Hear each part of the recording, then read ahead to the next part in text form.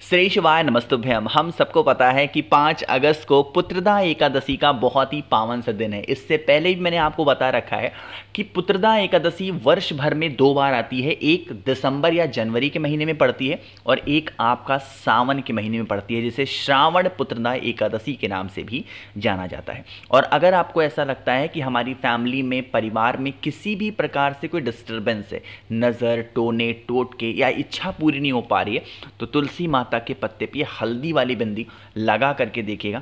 इससे आपके घर परिवार में खुशियां भी रहेंगी और परिवार में कभी कोई संकट नहीं आ सकता। ठीक है ना, समझने की कोशिश करते हैं इस उपाय को।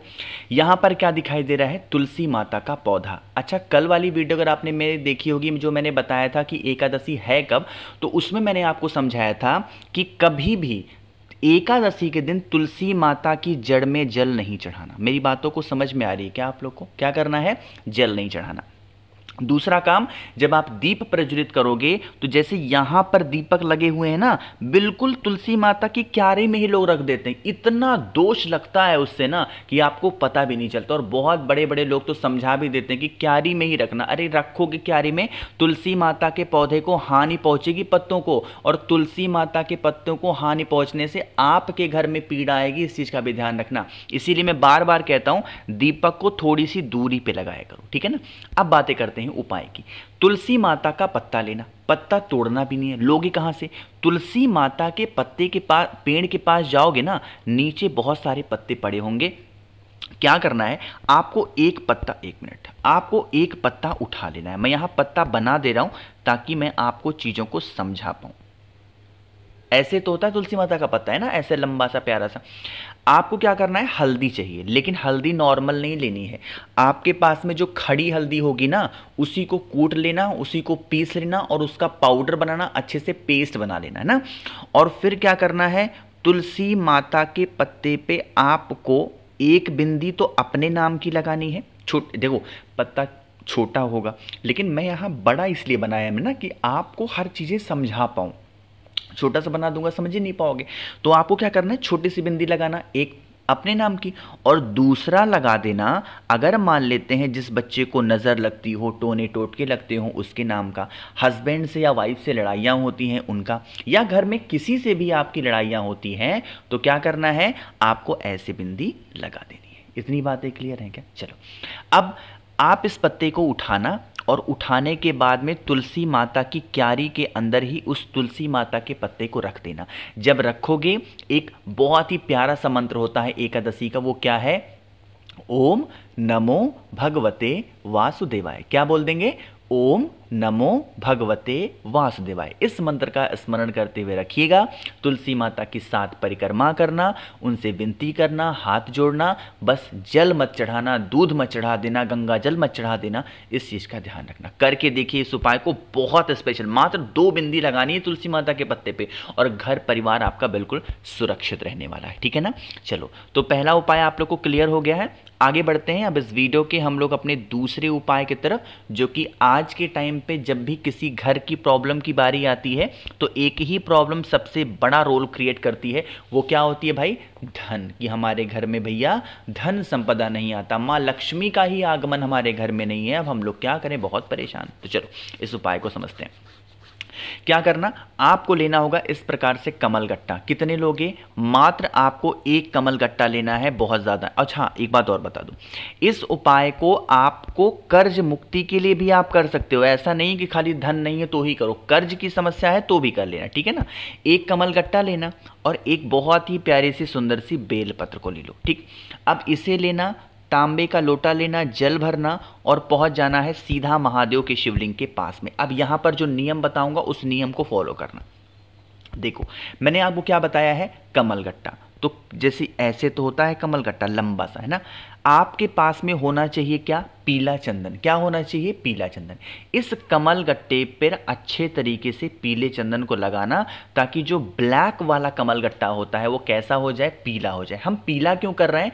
क्योंकि गुरुवार का जो दिन हो और जो एकादशी का दिन हो, वहां पीले चीजों का महत्व बहुत ज्यादा होता है। इसीलिए कमल गट्टे को हमने क्या कर रहा है? पीला कर दिया, ठीक है ना। अब ऐसे हो गया है। अब आपके पास में क्या है, बेलपत्र है। उस बेलपत्र को भोले शंकर के शिवलिंग के ऊपर रख देना, ठीक है ना। रखने के बाद में जो पीला वाला कमल गट्टा होगा उसे इसी बेलपत्र के ऊपर आपको रख देना है। अब बहुत लोग कहते हैं भैया हम लोग जहाँ महादेव के शिवलिंग के पास पूजा करते हैं उनके शिवलिंग के ऊपर कमलगट्टा टिक नहीं पाता है। तो अगर नहीं टिक पाए ना तो ऐसे बेलपत्र पे सिर्फ टच करा दो और रख दो माता अशोक सुंदरी के स्थान पे, ठीक है ना। जब कमलगट्टे को रखोगे तो किसका ध्यान करना है, रिद्धि सिद्धि का ध्यान करना है। दोबारा बोल रहा हूं, किसका ध्यान करोगे, रिद्धि सिद्धि का। लेकिन आज एकादशी के दिन जब हम जल चढ़ाएंगे तो हमें कौन सा मंत्र बोलना है, ओम नमो भगवते वासुदेवाय का स्मरण करना है। दोबारा सुनिएगा उपाय को, गलतियां नहीं करनी, क्योंकि यहां पे 2-3 नाम एक साथ बोलने। जब बेलपत्र समर्पित करोगे तो कुंदकेश्वर महादेव का स्मरण करेंगे। जब बेलपत्र के ऊपर कमलगट्टे को टच कराओगे तो यहां पर रिद्धि सिद्धि का ध्यान करेंगे। और वहीं पर जब हम जल चढ़ाएंगे तो ओम नमो भगवते वासुदेवाय का स्मरण करेंगे। चीजें क्लियर हैं, करके देखिएगा। कभी आपके घर में धन संपदा की कमी नहीं हो सकती है, माँ लक्ष्मी का आगमन आपके घर में ज़रूर होगा, ठीक है ना। और धन संपदा घर में क्यों नहीं आती है, कल वाली वीडियो अगर आपने मेरी देखी होगी तो आपको पता होगा, बार बार रिपीट नहीं करते हैं। क्या था वो, कि आपको फिजूल खर्ची नहीं करनी है, ठीक है ना, किसी का देखी देखा नहीं करना है। अब बातें करते हैं तीसरे उपाय की, लेकिन सबसे पहला काम जल्दी से करिए वीडियो को लाइक, जिसने अभी तक चैनल को सब्सक्राइब नहीं किया, मेरी आवाज़ आप पहली बार सुन रहे हैं, चैनल को ज़रूर सब्सक्राइब करेंगे। अब एक छोटी सी बात आपको बताना चाहता हूँ कि आपको पता है एकादशी का तो दिन है, साथ ही साथ कौन सा दिन है, मंगलवार का दिन है कि नहीं है, अरे है कि नहीं है बताओ, मंगलवार का दिन है। अब ये उपाय हम कर किसके लिए रहे हैं, पहले ये समझ लो। जैसे मान लीजिए कि घर परिवार में आपके कोई ऐसा इंसान है जो अपनी किसी इच्छा को लेके परेशान है, ठीक। वो इच्छा कर्ज मुक्ति को लेके हो सकती है, वो इच्छा व्यापार को लेके हो सकती है, नौकरी हो, बीमारियां हो, तकलीफ़ें हो घर में, तो आप इस उपाय को ज़रूर करेंगे, ठीक है ना। इसके लिए आप ऐसे जूट वाला नारियल लेना, मार्केट में अवेलेबल है, इजीली अवेलेबल है, आपको मिल भी जाएगा, बहुत परेशान नहीं होना है ना। तो जूट वाला नारियल लेना, और नारियल लेने के बाद में आपके पास में सिंदूर होना चाहिए। यहाँ पर लाल चंदन की ज़रूरत नहीं है, यहाँ पीले चंदन की ज़रूरत नहीं है, बट हाँ यहाँ सिंदूर की आवश्यकता है, ठीक है ना। उस सिंदूर से इस जूट वाले नारियल पर एक स्वस्तिक का निर्माण करोगे, जैसे मैंने कर दिया। आपको पता है स्वस्तिक जैसे मैंने बनाया ना, ये गलत तरीका है। ये जो लाइन होती है ना बीच की, इसे काटा नहीं जाता, बट यहाँ मैं बना रहा हूँ क्योंकि जल्दी वीडियो बनानी है, तो सिर्फ समझाने के लिए बना रहा हूँ। आप तरीके से स्वस्तिक बनाना, ठीक है ना। तो स्वस्तिक बनाना, और स्वस्तिक बनाने के बाद में आप इस नारियल को अपने घर के प्रत्येक सदस्य को टच करा देना। क्या करोगे, स्पर्श करा देना। स्पर्श कराने के बाद में आपके पास में यहां पर क्या है, महादेव का बजरंग बली का फोटो दिखाई दे रहा होगा।